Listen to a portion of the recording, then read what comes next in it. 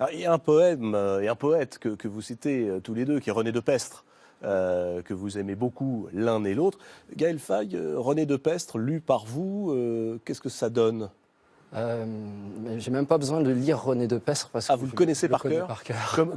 Comme Christiane Taubira connaît Aimé Césaire par cœur. Oui, c'est une de mes plus grandes, un des plus grands chocs émotionnels, la rencontre avec les livres de Pestre. Et par exemple, il y a un poème qui s'appelle Minerai noir, que j'ai découvert à 16 ans et que j'ai appris tout de suite. Quand la sueur de l'Indien se trouva brusquement tarie par le soleil, quand la frénésie de l'or draina au marché la dernière goutte de sang indien, de sorte qu'il ne resta plus un seul Indien aux alentours des mines d'or, on se tourna vers le fleuve musculaire de l'Afrique pour assurer la relève du désespoir.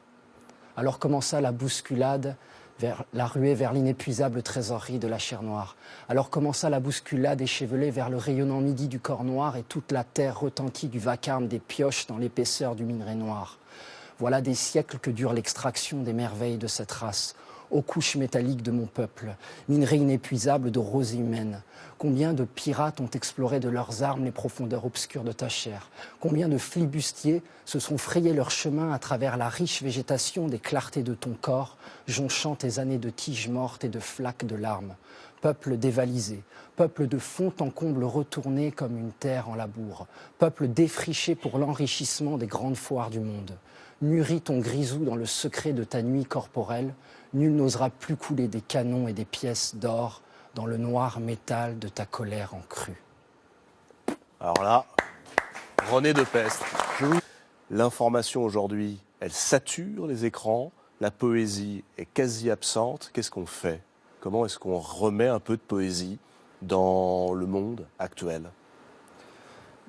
Moi, je pense déjà que la poésie, pour la comprendre, il faut l'apprendre.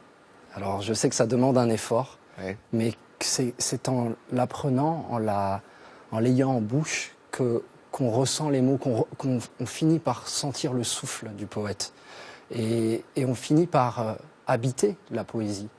Je crois que ça pourrait être une hygiène quotidienne. D'apprendre comme ça un poème par jour? Oui, c'est pas mal ça. Il y a des petits poèmes.